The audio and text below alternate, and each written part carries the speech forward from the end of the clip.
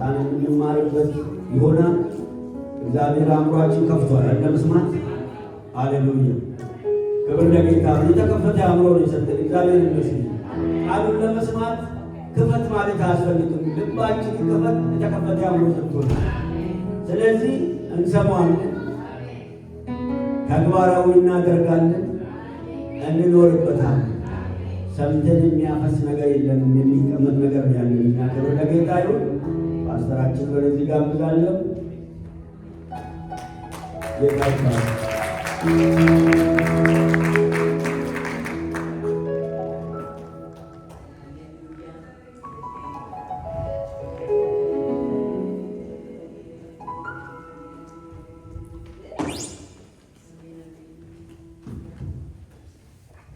ሁላችሁንም በጌታ በኢየሱስ ሰላም እላለሁ። እንደምን ሰነበታችሁ? ኢየሱስ ማን ነው? ኢየሱስ ማን ነው?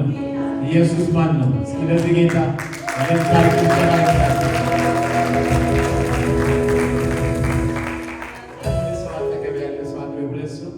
ኢየሱስ ጌታ ነው ብላችሁ ሰላም ነው።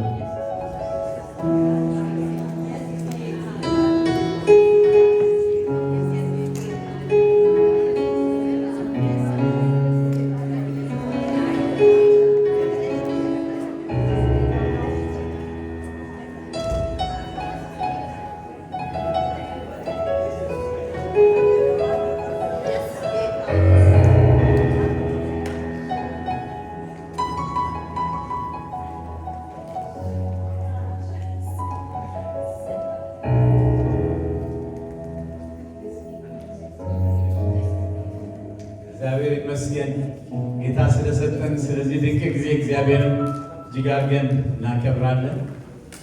ጌታ ይባረክ። በላይ ጌታ ይባርክ። ተባረክልኝ። እግዚአብሔር ይባረክ። ወንድምየው በሙሉ መዘምራን ተስፍሽ ጌታ አብዝቶ አብዝቶ ይባርክ። እንዲሁም ደግሞ አብይ እነ አሹዬ በሙሉ በዚህ በሜዲያ ሚኒስትሪ ያላችሁ ደመቀ ደሬም ካለ ሁላችሁ ጌታ አብዝቶ ይባርካችሁ። ተባረኩ። እግዚአብሔር ይባርካችሁ። ሌሎቻችሁ ያልጠፋችሁ በጣም ብዙ አይነት አገልግሎት አለ። ግን ያው እንደምታውቁት ከእንትን አንጻር ነው እንጂ ዲያቆናት፣ ሽማግሌዎች፣ አምልኮ መሪዎች በተለያየ አገልግሎት ዘርፍ የምታገለግሉ ሁላችሁንም ጌታ አብዝቶ ይባርክ።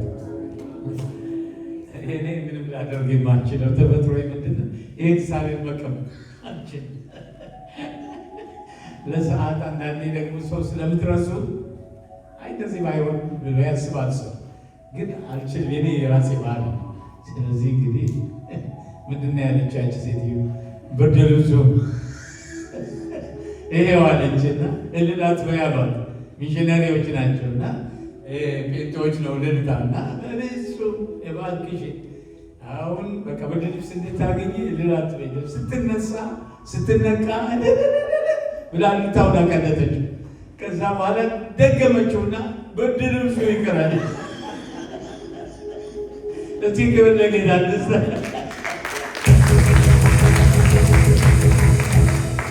ጌታ ይባርካችሁ። ከእግዚአብሔር ቃል እናነባለን። ሁላችንም ሊመቻችሁ የምትችሉ ቆማችሁ እናነባለን። ኤፌሶን ምዕራፍ 5 ከቁጥር 21 እስከ 33 ያለ ቃል ነው። ጌታ ደጋግሞ ይናገራል። ደጋግሞ ፈሪሃ እግዚአብሔር ይኑራችሁ እያለ ቅድም ሲል ነበር ወንድማችን በላይ እና ኤፌሶን ምዕራፍ 5 ከቁጥር 21 እስከ 33 በጌታ ስም ትችሉ አለበለዚያ ተቀምጣችሁ ማዳመጥ ትችላላችሁ። ለእያንዳንዳችሁ በክርስቶስ ፍርሃት የተገዛችሁ ሁኑ። ሚስቶች ሆይ ለጌታ እንደምትገዙ ለባሎቻችሁ ተገዙ። ክርስቶስ ደግሞ የቤተ ክርስቲያን ራስ እንደሆነ እርሱም አካሉን የሚያድን እንደሆነ ባል የሚስት ራስ ነውና፣ ዳሩ ግን ቤተ ክርስቲያን ለክርስቶስ እንደምትገዛ እንዲሁም ሚስቶች ደግሞ በሁሉ ለባሎቻቸው ይገዙ። ባሎች ሆይ ክርስቶስ ደግሞ ቤተ ክርስቲያንን እንደወደዳት ሚስቶቻችሁን ውደዱ። በውሃ መታጠብና ከቃሉ ጋር አንጽቶ እንዲቀድሳት ስለ እርሷ ራሱን አሳልፎ ሰጠ።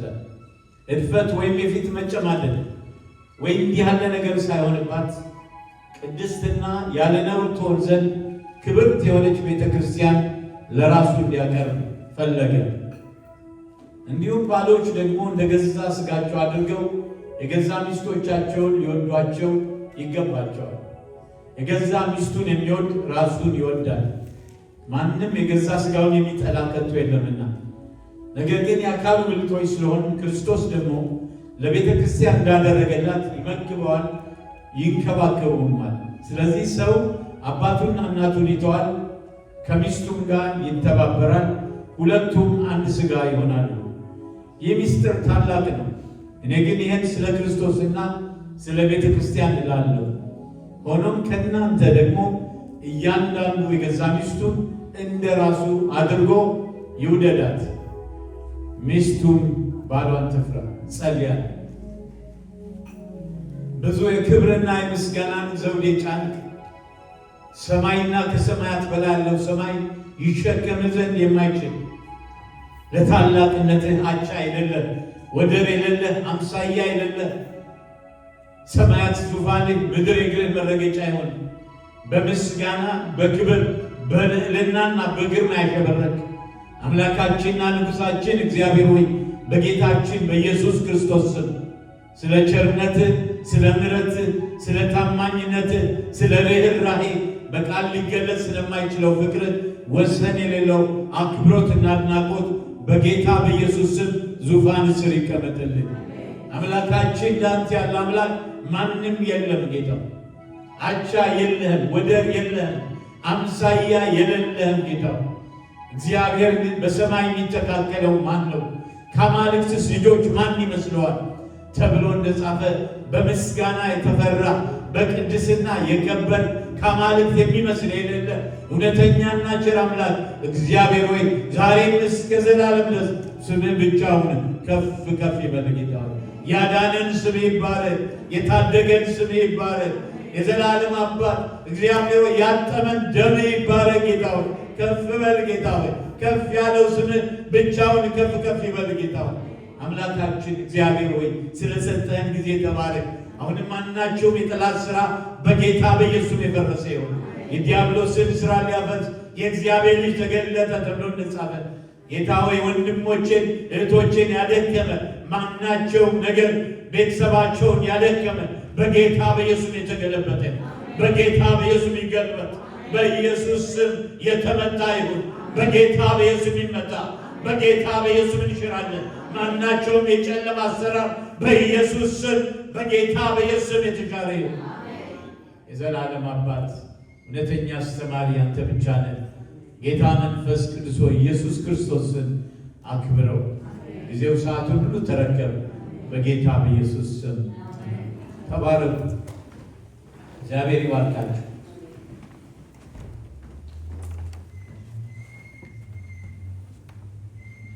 የዛሬ መልእክቴ ርዕስ በክርስቶስ ጌትነት ላይ የተመሰረተ ትዳር።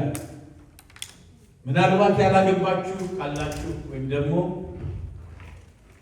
ማግባት የማትፈልጉ ካላችሁ ይሄ መልእክት አይመለከተኝም ብላችሁ እንዳታስቡ።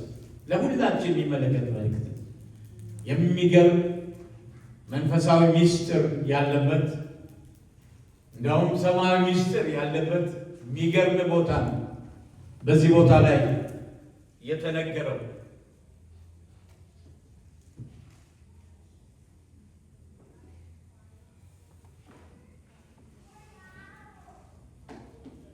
ይሄ ለሁላችንም ነው የሚሆነው። ለእያንዳንዳችን በሙሉ የሚሆን ነገር ነው። እዚህ ቦታ ላይ ኤፌሶን 5 ጀምሮ ያለ ቃል ስታዩ እርስ በእርሳችን ስላለን ግንኙነት አተኩሮ ይናገራል። ንግግሩን በጠቅላላ ሐሳቦች ይጀምርና ወደ ልዩ ግንኙነት ወደ ጥልቅ ትርጉም ይመጣል። በጣም የቅርብ ስለሆነው ስለ ጋብቻ ከምንም ነገር በላይ የሚቀርበው ስለ ጋብቻ ግንኙነት ያወራል። ዛሬ በምድር ላይ በጣም በሚያስፈራ ሁኔታ ትዳር እየፈረሰ ነው ያለው። እንደምታውቁት ሰይጣን በኃይል እየሰራ ያለበት ጊዜ ነው እና በየቦታው በምድር ዙሪያ ኢትዮጵያም ራሱ ማመን አትችሉም።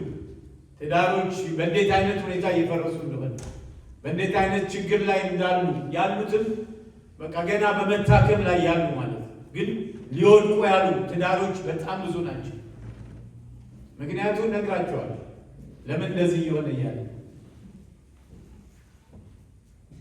እና በአጠቃላይ ዝም ብሎ የተሰራ ስታትስቲክስ ላይ እንዲህ ይላል። አንድ ትዳር የሚቆየው ትዳር ሆኖ ከ4 እስከ 8 ዓመት ብቻ ነው። እንግዲህ በጣም ኮንሰርቫቲቭ የሆኑ መልካም የሆኑ ትዳራቸውን የሚጠብቁ የሰዎች ስታትስቲክስ እንጂ ሌላውን ማሰብ አትችልም። አንዳንዶች በተጋቡ ጥቂት ሳምንታት ተፋተው የሆነ ቦታ ላይ ታነባላችሁ። ብዙ ነገር አንብቤያለሁ ስለ ትዳር። ከጥቂት ሳምንታት በኋላ በጣም ሀብታሞች ብዙ ገንዘብ ያወጡ ማለት ነው። አንዳንዶች ደግሞ በወራቶች ይፋታሉ። አንዳንዶች ልጆች ከወለዱ በኋላ ይፋታሉ።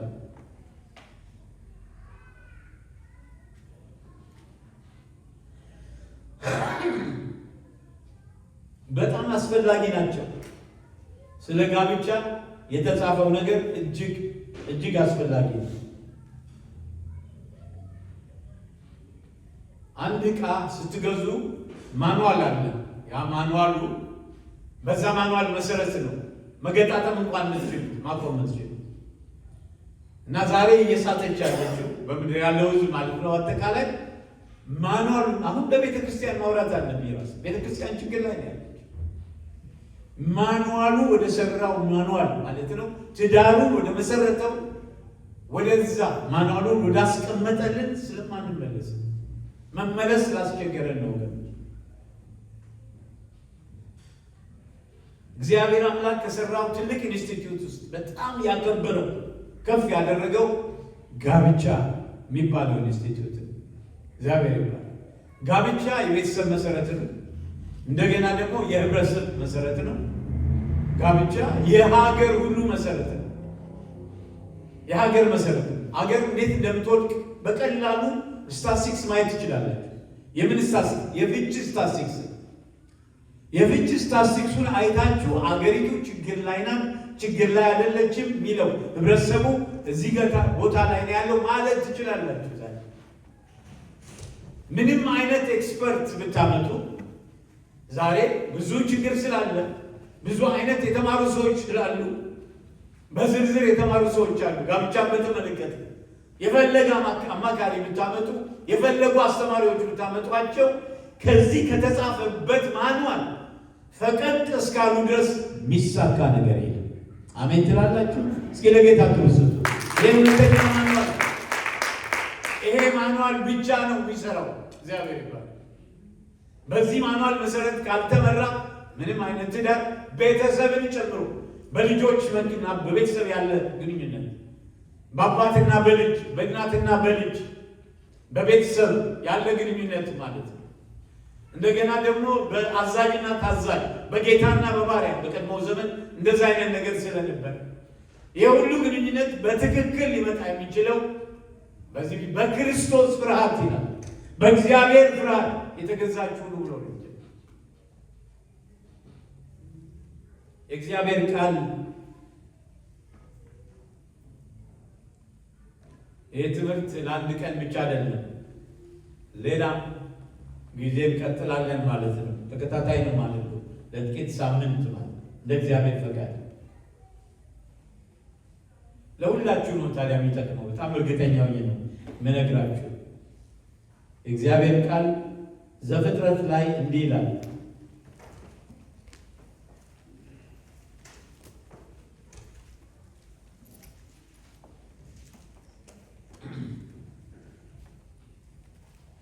የፈጠረው የመጀመሪያው ሰው አዳም የጎደለውን አያውቅም ነበር ጨርሶ።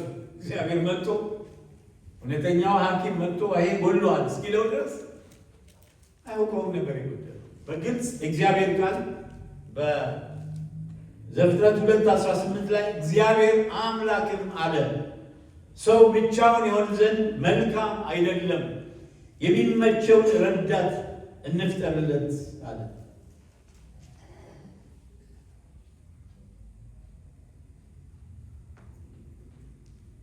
ቁጥር 21 ላይ ሄዳችሁ ስትመለከቱ እግዚአብሔር አምላክ በአዳም ከባድ እንቅልፍ ጣለበት፣ አንቀላፋም። ከጎኑ አንዲትን አጥንት ወስዶ ስፍራውን በሥጋ ዘጋው። እግዚአብሔር አምላክም ከአዳም የወሰዳትን አጥንት ሴት አድርጎ ሠራት፣ ወደ አዳምም አመጣት። አዳምም አለ ይህች አጥንት ከአጥንቴ ናት፣ ሥጋዬ ከሥጋዬ ናት። እርሷ ከወንድ ተገኝታለችና ሴት ትባል። ስለዚህ ሰው አባቱንና እናቱን ይተዋል፣ በሚስቱም ይጣበቃል፣ ሁለቱም አንድ ሥጋ ይሆናሉ። አዳምና ሚስቱ ሁለቱም ራቁታቸውን ነበሩ፣ አይተፋፈሩም ነበር። አያችሁ፣ ሶስተኛው ዋናውን ነው ሚስ የተደረገ።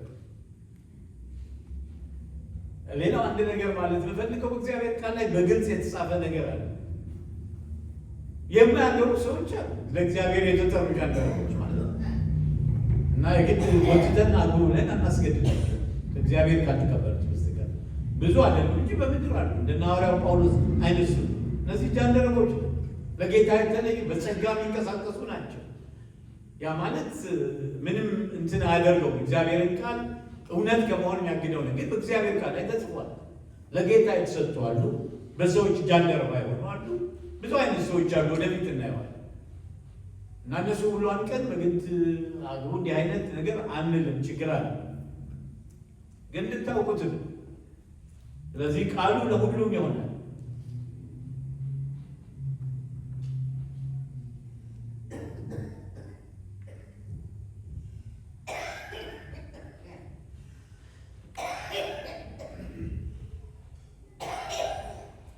የጋብቻ እሴቶች፣ ተግባራዊ ገጽታዎች ሁሉ ሳስብ በእውነት ለእግዚአብሔር ምስጋና እናቀርባለን። አማኞች ይህንን ተግባራዊ ትምህርት በተለይ ደግሞ ስለሚመጣው ታላቅ ጋብቻ ክርስቶስና ለሙሽሪት ለቤተ ክርስቲያን ለባለቤቱ ቁልፍ ግንዛቤ የሚሰጡ ብዙ የሚመገቡ ነገሮች አሉ። ኤፌሶን 5:21 ላይ በዚህ በጠፋው ዓለም ነገር ስንጀምር መገዛት የሚለው ቋንቋ በጣም አስቸጋሪ በዚህ ዘመን ሰብሚሽን መገዛት ቋንቋው ራሱ ከባድ ይላል። ግን እግዚአብሔር ቃል አስረግጦ ነው የሚናገረው። መገዛት ሰብሚሽን በጣም ይቆጣል። ቁልፍ ቃል ነው። በፈቃደኝነት የሆነ መገዛት መጣል በዛሬው ዓለም የጠፋ ቁልፍ ነው። ክርስቶስን በመፍራት ለእያንዳንዳችሁ አንዱ ይገዛ ይላል። ዛሬ በምኖርበት ህብረተሰብ ውስጥ ይሄ በተለይ ቃል የሚወደድ አይደለም። መገዛት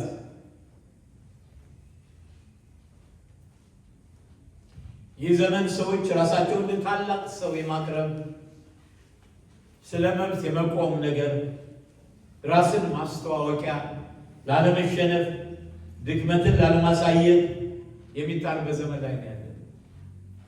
የትዕቢትና ራስን የመውደድ ዘመን ነው። አንተ ጠቃሚ ነህ፣ አንቺ ታላቅ ነሽ፣ መገዛት አለብሽ ወይስ ትችያለሽ?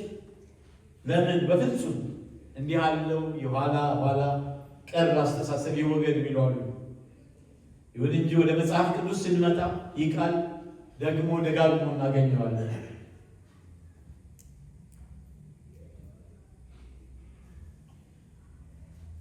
ቀደም ብሎ ለኢየሱስ ተብሎ ተጽፏል።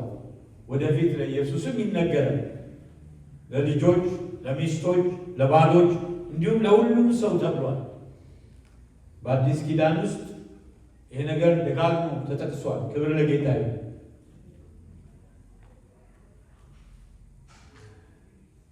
የእግዚአብሔር ቃል ስለ ኢየሱስ ሲያወራ በሉቃስ 2:51 ላይ ለወላጆቹ ምን ያደርግ ነበር ይላል? ይታዘዝ ነበር። ይገርም እኮ ዝም ብላችሁ እንደው በሰውነቱ አይደለም ወደ አምላክነቱ ስትመጡ እኮ ምንም መጀመሪያና መጨረሻ የሆነው አምላክ እኮ ነው የመጣው።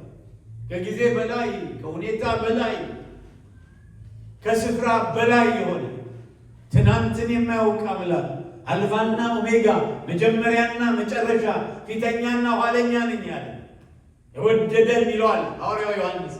ኃጢአታችን በደሙ ላነጻን፣ ሃሌሉያ፣ ለአባቱና ለአምላኩ ለዘላለም ካህናት ነገሥታት እንድንሆን ላደረገን ለእርሱ ከዘላለም እስከ ዘላለም ክብር ይሁን ይላል። ያለና የነበረ የሚመጣ ሁሉን የሚገዛ ጌታ አምላክ አልፋና ኦሜጋ ነኝ ይላል። ይሄ አምላክ ነው የመጣ ወደ ምድር ወገኖች። አምላክነቱን ሰማይ አስቀምጦ አልመጣም። ሲመጣ ከነሙሉ አምላክነቱ ስብዕናውን ብቻ አይደለም አምላክነቱም አብሮት ነበር፣ ግን አልተጠቀመም። ከእግዚአብሔር ጋር መተካከልን መቀማት እንደሚገባ ነገር አልቆጠረው። ነገር ግን የባሪያን መልክ ይዞ በሰው ምሳሌ ተገኝቶ ራሱን አዋረደ፣ ለሞትም እንኳን ሃሌሉያ ለመስቀል ሞት የታዘዘ ሆነ ይላል። ክብር ለኢየሱስ ይሁንልን። አሜን ሃሌሉያ። ክብር እስኪ ለጌታ ስጡ። ሲታሰቡ ማለት ነው። በዚህ ምክንያት እግዚአብሔር ያለ ልክ ከፍ ከፍ አደረገው። ከስምም ሁሉ በላይ የሆነውን ስም ሰጠው። ይህም በሰማይና በምድር ከምድርም በታች ያሉት ሁሉ በኢየሱስ ስም ይመለከቱ ዘንድ ምላስ ለእግዚአብሔር አብ ክብር ኢየሱስ ጌታ እንደሆነ ይመሰክር ዘንድ ነው ይላል የእግዚአብሔር ቃል። ወገኖቼ ከፍ ያለው ጌታ በሰማይ መንበሩ ላይ በክብርና በግርማ በልዕልና ሸብቆ የሚኖረው ጌታ በእልፍ አእላፍ መላእክት ቢሰገድለት ጌታ ወደ እኛ ሰፈር መጣ፣ እኛን መስሎ ማለት ነው። ስለ እግዚአብሔር ያለን እይታ ትንሽ ስለሆነ ነው እንጂ የሚያስጮህ ነው። ይሄ ሁልጊዜ ነው የሚያስጮህ፣ የሚያስደንቅ ነገር። ግን ስለ እሱ ያለን እይታ ትንሽ፣ ትልቅ አምላክ ሆኖ እያለ ትንሽ አንረዳው። ጳውሎስ የመስማማትን መርህ በባሎችና በሚስቶች ላይ ኤፌሶን 5:21 እስከ 33 ማለት ነው፣ በወላጆችና በልጆች ኤፌሶን 6:1 እስከ 4 እንዲሁም በጌቶችና በአገልጋዮች ኤፌሶን 6:5 እስከ 9 መካከል ተግባራዊ አድርጓል። ንግግሩን የጀመረው እያንዳንዱ ለሌላው እንዲገዛ በሚያዝ ምክር ነው። ኤፌሶን 5:21 ማለት ነው።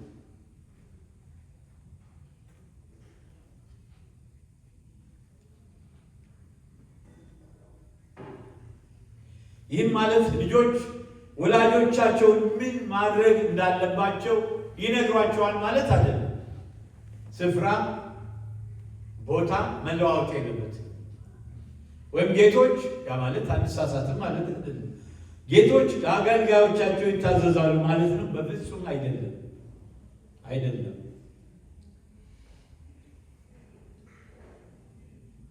ኤፌሶን 6 ዛሬ ስለማናየው አልፈዋለሁ። ኤፌሶን 6:5 እስከ 9 ሌላ ጊዜ የምናየው። ተገቢነት ሰብሚሽን ከስልጣን ቅደም ተከተል ጋር ጨርሶ ግንኙነት የለውም። ይልቁንም ስልጣን እንዴት እንደሚሰጥና እንዴት እንደሚቀበል ማለትም የስልጣን አጠቃቀም የሚገዛ መርህ ነው። ኢየሱስ ደቀ መዛሙርት በሌሎች ላይ እንዳይሰለጥኑ ወይም በሌላው ኪሳራ ታላቅ ለመሆን እንዳይፈልጉ ደጋግሞ ሊያስተምራቸው ሞክረው። መገዛት ወይም ተገዥነት የሚነሳው በዚህ መካከል በከፊል የሚመጣው ቃሉ እንዴት በተግባር እንደሚገለጥ ካለማወቅ የተነሳ ነው። ነገር ግን አንዳንድ አጠቃቀሙ ከመጽሐፍ ቅዱሳዊ ትርጉም በጣም የራቀ ነው። ኢየሱስ በተግባር መገዛትን አስተምሮናል። እርሱ የነገሥታት ንጉሥና ቢሆንም እንደ አገልጋይ መጣ። እንዲሁ እንድናደርግ እኛንም አስተማረ። ያዕቆብና ዮሐንስ በሚመጣው ዘመን በኢየሱስ ግራና ቀኝ እንደው እናታቸው መልእክተኛ አማላጅ አድርገው ልከዋል። ጌታ ሲመጣ ዙፋኑ ላይ ሲቀመጥ በቀኝና በግራ ልጆቼ ይሁኑ ብላ ጌታን ጠይቀዋለች። ምናልባት በስጋ ዝምድና ስለነበራቸው የአክስት ልጆች ስለሆኑ ከዝን ስለሆኑ ሊሆን ይችላል፣ አይታወቅም። ግን እሷ ጠይቃለች። ሌላ ቦታ እነሱ ጠየቁ ይላል። እነሱም ጠይቀው በግራና በቀኝ መሆን እንፈልጋለን አለ ጌታ። ይሄ ከጌታ ከተሰጠው ካልሆነ በስተቀር ሊሆን አይችልም። ግራና ቀኝ ካስተማሪው ትምህርት ጋር የማይገናኝ ራሳቸውን ከፍ ለማድረግ የፈለጉበት ጊዜ እናያለን። ወዲያው 10 ደቀ መዛሙርት በእነሱ ላይ ተነሱ ይላል። በያዕቆብ በዮሐንስም ላይ ተቆጡ።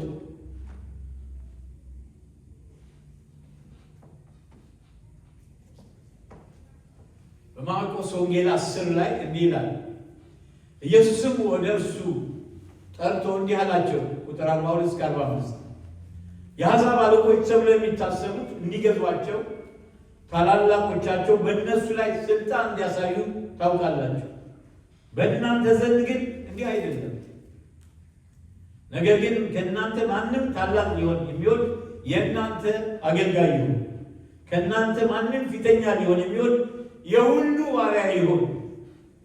እንዲሁም የሰው ልጅ ሊያገለግልና ነፍሱን ለብዙዎች ቤዛ ሊሰጥ እንጂ እንዲያገለግሉት አልመጣም። በሌላ አነጋገር እርስ በራሳችሁ ተገላገሉ እንደማለት ነው። እርስ በርሳችሁ ተገዙ ማለት ነው። ሌላውን ከራስ ይልቅ የተሻለ አድርገህ ቁጠር። ይህ ደግሞ የዘመኑ መንፈስ ካለው አስተሳሰብ በጣም ተቃራኒ ነው። ሆኖም ግን ይህ በቀጥታ ከመለኮታዊ ባህሪ የመጣ በአምላክነት በስላሴዎች ማለት ነው በፈቃደኝነት መገዛት አለ። እስከሚመጣው ዘመን ድረስ እንደሚቀጥል ኢየሱስ እንደተናገረ እናያለን። ጠላቶችን ሁሉ ይላል አንደኛ ቆሮንቶስ 15 ላይ ከእግሩ በታች እስኪያደርግ ድረስ ሊነግስ ይገባዋልና ሁሉም ከእግሩ በታች አስገዝቶለታል። ነገር ግን ሁሉ ተገዝቶለታል ሲል ሁሉን ካስገዛለት በቀር መሆኑ ግልጥ ነው። ሁሉ ከተገዛለት በኋላ ግን እግዚአብሔር በሁሉ ላይ ይሆን ዘንድ በዛን ጊዜ ልጁ ራሱ ደግሞ ሁሉን ላስገዛለት ይገዛ። ይህ ጥቅስ ብዙ ችግር ፈጥሯል። በተለይ ሐሰተኛ ትምህርት ከብት ላላቸው ሰዎች ማለት ነው። ይህ ማለት ኢየሱስ ያነሰ አምላክ አይደለም። እግዚአብሔር በዛ ማተጠቃለሁ እግዚአብሔር በሚል ስም ኢየሱስ እግዚአብሔር ነው። ኢየሱስ አብ አይደለም፣ መንፈስ ቅዱስ አይደለም። ስለዚህ ለማስተማር እንትን ግን ይሄ ለዛ የተጻፈ አይደለም፣ ዓላማው አይደለም።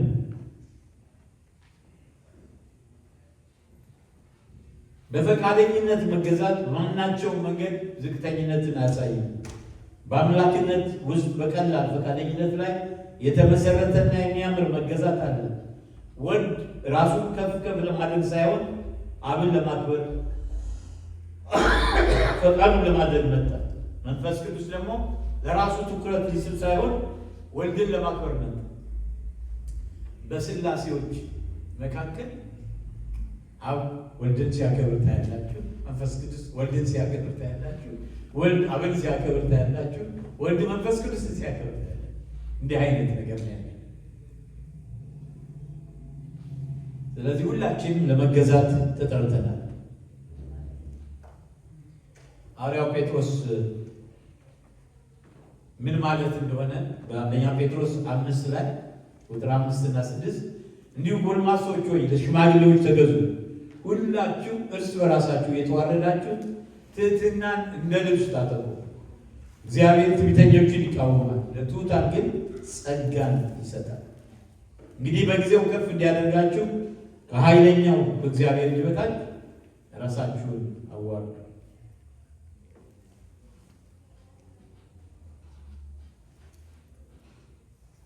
ተገዥነት ከስልጣን ቅደም ተከተልነት ጋር ግንኙነት የለውም። ይልቁንም ስልጣን እንዴት እንደሚሰጥ እንዴት እንደሚቀበል ማለትም የስልጣን አጠቃቀምን የሚገዛ መርህ ነው። ኢየሱስ ደቀ መዛሙርት በሌሎች ላይ እንዳይሰለጥኑ ወይም በሌላው ኪሳራ ታላቅ ለመሆን እንዳይፈልጉ ደጋግሞ ሲያስተምራቸው ሞክሯል። በሚያሳዝን ሁኔታ መማር ተስኗቸው ነበር። እንዲያውም በመጨረሻው ወራት ላይ ማን እንዲበልጥ ይከራከሩ ነበር። ሉቃስ 22 ከ24 እስከ 27 ጌታ ይባርክ ደመቀ ጌታ ይባርክ ጽፈዋል። ኢየሱስ እግራቸውን ባጠበ ጊዜ ታላቅ ሰው ማለት ስልጣኑ ሰዎችን ለማነጽ የሚጠቅም እንጂ እንደ ፈሪሳውያን ስልጣኑ ከፍ ለማድረግ ራሱን አስፈላጊ አድርጎ ለመታየት የሚጠቅም እንዳልሆነ አስተማራቸው። ሉቃስ 22:24-27 እዚህ ጋር አለ። ደግሞ ማናቸው ታላቅ እንዲቆጠር በመካከላቸው ክርክር ሆነ። እንዲህም አላቸው፣ የአሕዛብ ነገሥታት ይገዟቸዋል፣ በላያቸውም የሚሰለጥኑት ቸርነት አድራጊዎች ይባላሉ። እናንተ ግን እንዲህ አትሁኑ። ከእናንተ ታላቅ የሆነ በመካከላችሁ እንደ ታናሽ፣ የሚገዛም እንደሚያገለግል ይሁን። በማዕድ የተቀመጠው ውስጥ ወይስ የሚያገለግል ማናቸው ታላቅ ነው? የተቀመጠው አይደለምን? እኔ ግን በመካከላችሁ እንደሚያገለግል። እኛም ሌሎችን ከራሳችን ይልቅ እንዲበልጡ አድርገን ልንቆጥር ይገባናል። ክብር ለኢየሱስ ይሁን። በተፈጥሯችን ራሳችን ከፍ ከፍ ማድረግ እንፈልጋለን። መንፈስ ቅዱስ ግን ራሳችን እንድንገዛ ያስችለናል። ሮሜ 12:10 በወንድማማች መዋደድ እርስ በርሳችሁ ተዋወዱ ይላል። እርስ በርሳችሁ ተከባበሩ። በክርስቶስ አንዳች ምክር ቢሆን፣ የፍቅር መጽናናት ቢሆን፣ የመንፈስ ኅብረት ቢሆን፣ ምሕረትና ርኅራኄ ቢሆኑ ደስታዬን ፈጽሙልኝ። በአንድ ሀሳብ ተስማሙ፣ አንድ ፍቅር፣ አንድ ልብ፣ አንድ ሀሳብ ይሆንላችሁ። ለወገኔ ይጠቅማል በማለት ወይ በከንቱ ውዳሴ ምክንያት አንድ እንኳን አታድርጉ። ነገር ግን እያንዳንዱ ባልንጀራው ከራሱ ይልቅ እንዲሻል በትሕትና ይቁጠር። እያንዳንዱ ለራሱ የሚጠቅመውን አይመለከት፣ ለባልንጀራው ደግሞ እንጂ። ታዲያ መገዛትና መግዛት የሚለው ፈጽመው ቁጥር ውስጥ አይገባም። ይሄን ነገር በእርግጥ የምናደርገው ከሆነ ጳውሎስ ለባሎችና ለሚስቶች የጻፈውን ቃል ስታጠኑ ለምዕመናም እየጻፈ እንደሆነ ታስታውሳላችሁ። ሴቶች ከወንዶች ያነሱ ናቸው፣ ወይም በሁሉ ሁኔታዎች ሴቶች ሁሉ ለወንዶች ሁሉ መገዛት አለባቸው ማለቱ አይደለም። ክርስቶስና ቤተ ክርስቲያን ለምሳሌ መጠቀሙ ትኩረቱ የክርስቲያን ቤት መሆኑን ማሳያ ነው። ሚስቶች ሆይ ይላል ቁጥር 22-24 ማለት ነው።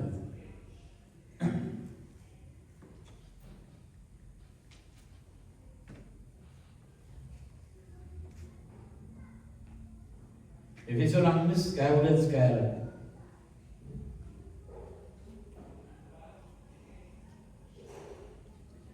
ሚስቶች ሆይ ለጌታ እንደምትገዙ ለባሎቻችሁ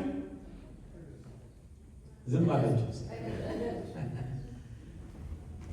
ለማን እንደምትገዙ ነው የሚለው? እስኪ ጮክ ብላችሁ ለጌታ እንደምትገዙ በሉ እስኪ። ለባሎቻችሁ። ስለዚህ የሚቀድም ነገር አለ ማለት ነው። ለማን ነው መጀመሪያ መገዛት የሚያስፈልገው? ለጌታ። ለጌታ የምትገዛ ሴት ለባሏ ለመገዛት ምንም ችግር ያለባት አይመስልም። ሌላ ኤጎ የላትም። እግዚአብሔር ይባረክ። አሜን። መሆን ያለበት እንደዛ ነው። ልንገራችሁ፣ ትደነቃላችሁ። ወደ ባል ድርሻ ስንደርስ ምናልባት ዛሬ ካልሆነ ሌላ ቀን ባል ድርሻ ስንደርስ ለባል የተሰጠው ኃላፊነት የትየለለኝ እንዴ! ሳራ እኮ አብርሃምን ጌታ እያለች ታዘዘችለት። ሳራ ቀላል ሴት አርጋችሁ ገብታችሁ ታውቃላችሁ? እንደዛ ብላችሁ አስባችኋል? ሳራ ሞኝ አይደለች። ሳራ እኮ ከእግዚአብሔር ፈቃድ አውጥታ በሷ አስተያየት በሷ ትእዛዝ ሄዶ አጋርን አግብቶ እስማኤልን እንዲወልድ ያደረገች ሴት ማኒፕሌት አድርገ። ስለዚህ እስከዚህ ድረስ ትልቁን የእግዚአብሔር ሰው ማለት ቁጭ ያደረገች ሴት ነው። እግዚአብሔር አዝኗል። ምክንያቱም እግዚአብሔር ፈቃድ አይደለም። እስማኤል ወደ ምድር እንደሚመጣ እግዚአብሔር ፈቃድ አልነበረም። በቃ አብሶሉት ዊል አልነበረም። ዘን ኮንዲሽናል ዊል ነው ሰው የፈጠረው። ለዚህ ሁሉ ተራለቅ ነው መጨራረስ አንዱ ምክንያት እሱ ነው። እንደዛ አድርገዋለች ከእግዚአብሔር ይልቅ። ልብ በሉ፣ አብርሃም አውቆ ነው የሳተው እንጂ ዲሲፕሊን ሆኖ አይደለም። አውቆ ነው እሷን ደስ ለማሰኘት። ግን ለባሏ ስትገዛ ጌታዬ ብላ ትጠራለች። እስኪ ክብር ለጌታ ስጡ። አሜን። ለምን እንደሆነ ምክንያቱም ነግራቸዋል። በጣም እንደሚወዳት ታውቃለች። አቅሉን ስቶ መውደድ ሲባል ዝም ብሎ ተራ መውደድ አለ። ከዚህ የተነሳ አምላኩን ሕግ እስኪጥስ ድረስ ነው የወደዳት። እንዲያው እስኪያጠራጥር ድረስ በእርግጥ አምላኩ የሚወድ ሰው ነው። እሷን አመለካት አለ። ግን እንደ አይነት እስክትወድ ድረስ በጣም ነው የሚወዳት። እሷ በጣም ነው የሚወዳት።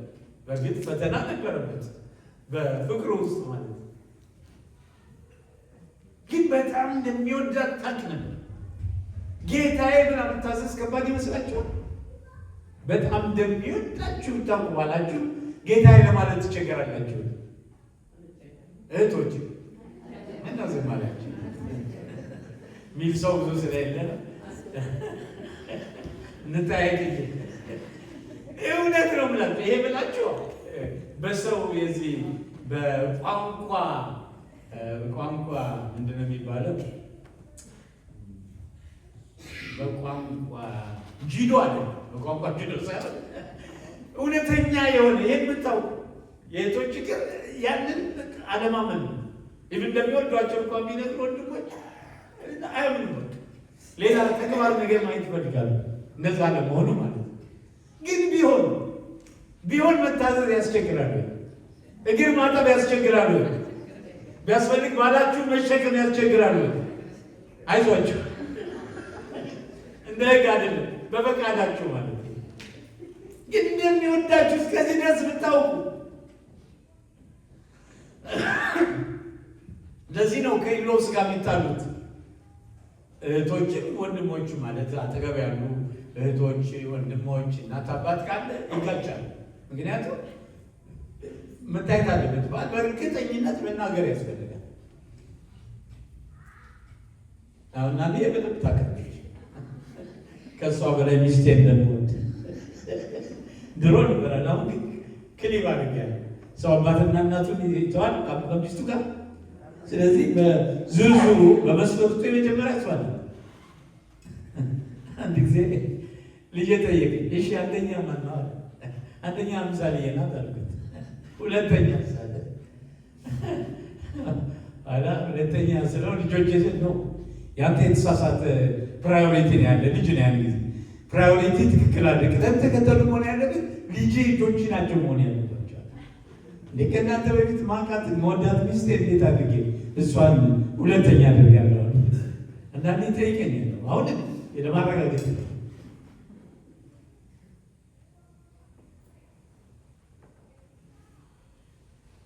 ሚስቶች ተገዙ ይላል። ለዚህ ትእዛዝ ሁለት ምክንያቶችን ይሰጣል። አንደኛ የክርስቶስ ጌትነት 5:22 ላይ ያለው ማለት ነው እና በክርስቶስ ያለው የወንድ ራስነት ማለት ነው።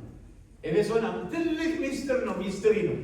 ትዳር የወንድ ራስነት ማለት ነው። ይህ ሁሉ እንደ ምሳሌ እኮ ነው። ዋናው እኮ ዋና የዚህ ሁሉ ሚስጥር ዋና ማነው ብትሉ ክርስቶስና ቤተ ክርስቲያን። በዛ ምሳሌ አሁንም ቢሆን ይህንን ካልተከተለ ትዳር አደጋ ላይ ነው።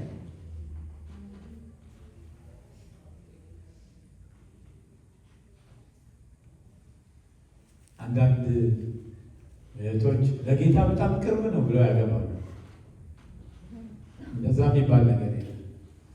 ጌታን ያልተቀበለ በሕይወቱ ጌታ ያላደረገ ሰው በምንም ታምር ቅርብ ሊሆን አይችልም። ሞኞች ይላሉ ያላገባችሁ ማለት ያገባችሁ ግን እንዳትፈቷቸው። አሜን ትላላችሁ። እስኪ ቢሆን ለጌታ በበሱ እንዳትፈቷቸው፣ እንድትጸልዩላቸው፣ እንድታነቡ፣ እንድትማልዱላቸው። ያገባችሁ ሌላ ምርጫ አይደለም። እነሱ ማዳን አለባቸው። እህቶች ቢሆን ለወንድሞች፣ ወንድሞች ለእህቶች።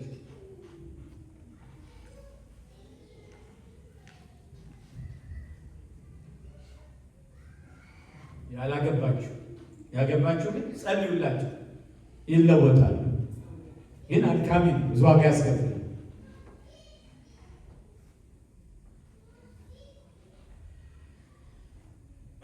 ሚስቶች ሆይ ለጌታ እንደምትገዙ ለባሎቻችሁ ተገዙ። ክርስቶስ ደግሞ ቤተ ክርስቲያንን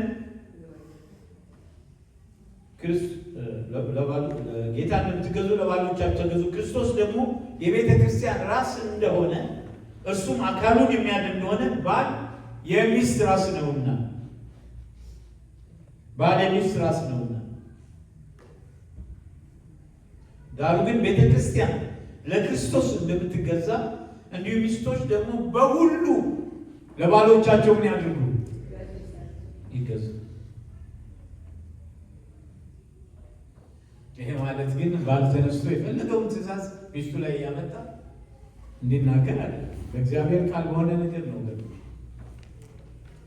ያ ማለት ባልን ደስ ለማሰኘት ከእግዚአብሔር ቃል ውጭ የምታደርጉት ምንም ነገር የለም። ይሄ ግን በእግዚአብሔር ቃል እንትን ውስጥ ሶስተኛ አለ በትዳራችን። አሜን።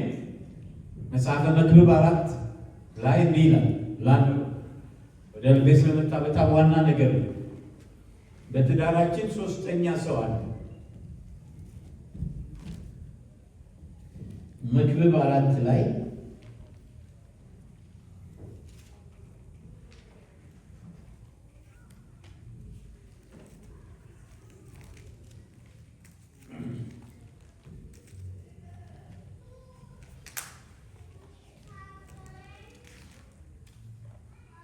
ቁጥር 10 ቢወድቁ አንዱ ሁለተኛውን ያነሳዋልና አንዱ ብቻውን ሆነ በወደቀ ጊዜ ግን የሚያነሳው ሁለተኛ የለውም፣ ወዮለት። ሁለቱ በአንድነት ቢተኙ ይሞቃቸዋል፣ አንዱ ብቻውን ግን ቤት ይሞቀዋል። አንዱም አንዱን ቢያሸንፍ ሁለቱ በፊቱ ይቆማሉ። በሶስት የተገመደ ገመድ ፈጥኖ አይበጠስም። ማነው ሶስተኛው? ጌታ ክርስቶስ። እስኪ ክብር ለጌታ ስጡ። አሜን። በሶስት የተገመደ ገመድ ዛሬ እየተበጠሰ ያለው ትዳር ሶስተኛው ስለሌለ፣ ሶስተኛውና ዋናው ትዳሩ ለትዳሩ ምሰሶ የሚሆነው ጌታ አብሮ ስለሌለ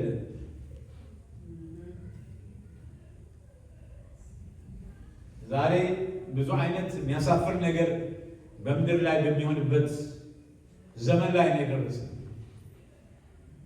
እና ሰዎች የተለያየ አይነት የማይገባ ነገር የሚሰሩበት የሚያደርጉበት፣ ወንድ ከወንድ ጋር፣ ሴት ከሴት ጋር የሚጋባበት፣ ብዙ ከመጽሐፍ ቅዱስ ውጭ የሆነ ነገር በሙሉ የሚያደርጉበት፣ ዝሙት፣ ርኩሰት እንደ ቀላል ነገር የሚታይበት ዘመን ላይ ነው ያለ። በጣም አደጋ ነው ትውልዱ ያለው። እግዚአብሔር አምላክ ትዳርን ብቻ አይደለም ልጆቻችንን ይባርካል፣ ልጆቻችንም ይባርካል። አሜን። ምድሩን ሁሉ የሰጠው ለልጆቻችን ነው። እስኪ ክብር ለጌታ ይሁን። እናንተ ልጆቻችሁ የብሩክ እግዚአብሔር ናችሁ።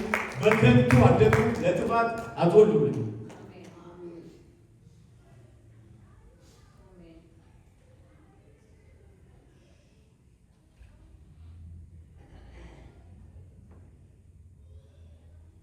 ባልም ለክርስቶስ መገዛት አለ።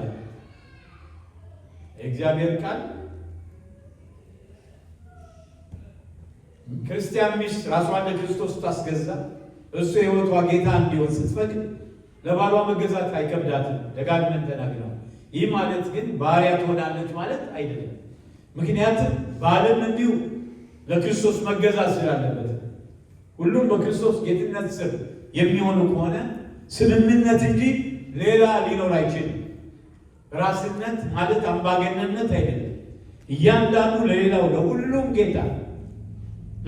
ጌታ ሊገዛ፣ የክርስቲያን ባልና ሚስት ስለ ግል ሕይወታቸው ስለ ቤታቸው የእግዚአብሔርን ፈቃድ እንዲያውቁ አብረው መጸለይ እንዲችሉ በቃል ውስጥ ማሳለፍ እንዲገባቸው ያሳስባል።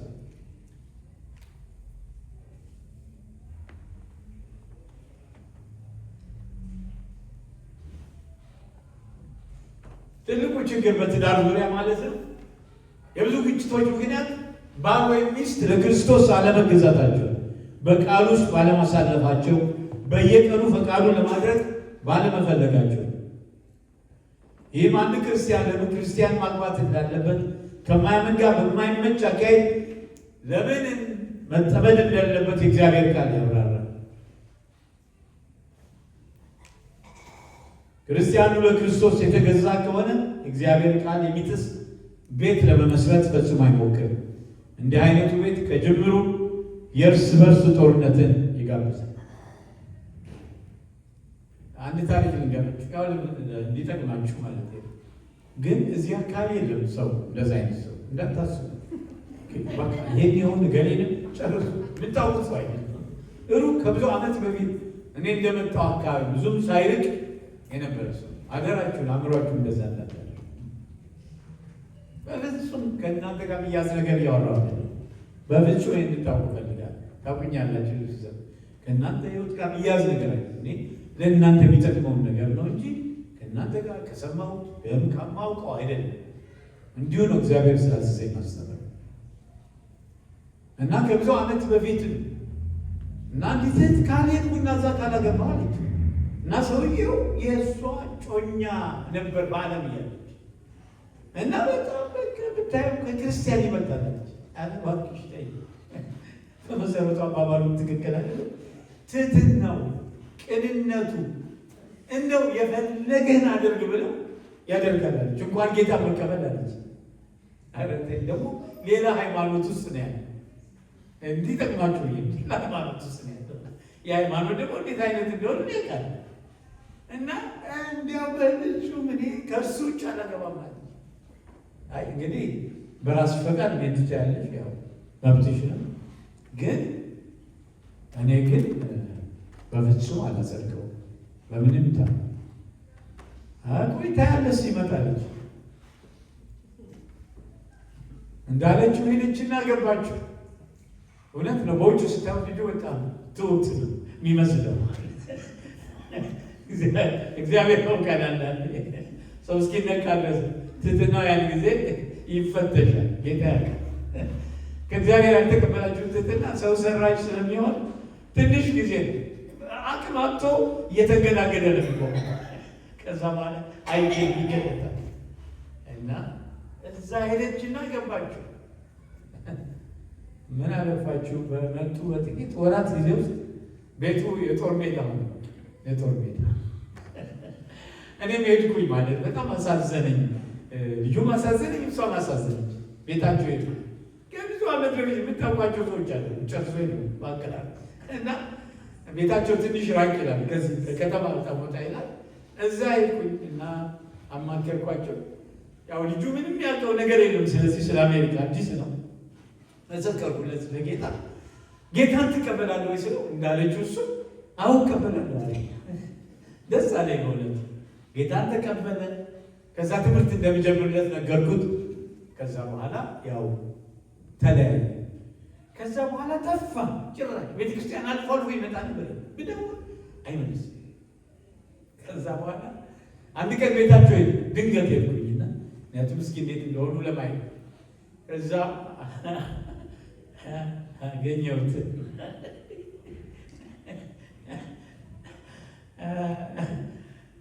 እንዳንተ አይነት ሰው ቢሆን በጣም ደስ ይለኛል አለ። እሷ እንደዚህ አይነት ባህሪ ቢኖረት ምንም ችግር አለ። ሳያዘችውም አገር ትለትሰደለ በምንም ስለዚህ እናንተ ጋር እንዳልመጣ አሁን የእሷ ሁኔታ ነው አለ። ለጊዜው ሳቅ ይወጣብኝ ወደ አልሳቁ ነገሩ ገረ ተመሶ እንዳታስባል እኔ ታዲያ ምን ለማድረግ አስባል ብጠፋል ያሰብታል። የሚገርማችሁ ትንሽ ልብስ ይዞ ጠፋ። በቃ የት ሄደ? አሬት እንደሄዳላገባ እሷም ሀገሩን ለቃ ሌላ ቦታ ሄደ። ከዛ በኋላ ስሰማ አገር ቤት ሄዶ ቆይቶ ሌላ ሚስት አግብቶ መጣል። እዚህኛው መቅደሉን እግዚአብሔር ይወቅ ልጁን ለወልዷል። ምንላችሁ ነው? ያለ ጌታ አንድ የሚያደርግ ነገር የለም። አሜን። ያለ ጌታ እግዚአብሔር ባይሄድ ቃል ካነበብኩ በኋላ ለዛሬ እንጸልያለን፣ ጨርሳለን። እግዚአብሔር ይባላል። ሁለተኛ ቆሮንቶስ 6 የለማንበብ ነው የምሳሌ ያመጣው። ከማያምኑ ጋር በማይመች አካሄድ አትጠመዱ። ጽድቅ ከዓመፃ ጋር ምን ተካፋይነት አለውና? ብርሃን ከጨለማ ጋር ምን ኅብረት አለው? ክርስቶስ ከቤልወር ጋር ምን መስማማት አለው? ወይስ የሚያምን ከማያምን ጋር ምን ክፍል አለው? ለእግዚአብሔር ቤተ መቅደስ ከጣዖት ጋር ምን መጋጠም አለው? እኛ ይኸው እግዚአብሔር ቤተ መቅደስንና እንዲሁም እግዚአብሔር ተናገረ እንዲህ ሲል በእነሱ እኖራለሁ፣ በመካከላቸው እመላለሳለሁ፣ አምላካቸው ሆናለሁ፣ እነርሱም ሕዝቤ ይሆኑኛል። ስለዚህ ጌታ ከመካከላቸው ውጡና የተለያችሁ ሁኑ፣ እርኩስንም አትንኩ ይላል። ሁሉን የሚገዛ ጌታ እኔም እቀበላችኋለሁ፣ ለእናንተ አባት ሆናለሁ፣ እናንተም ለእኔ ወንዶችና ሴቶች ልጆች ትሆናላችሁ። እዚህ ጋር ነው ያቆምነው። እንጸልያለን፣ በጸሎት መንፈስ እንሆናለን። በመጀመሪያ ደረጃ ድምፃችሁን አሰምታችሁ ጸልዩ።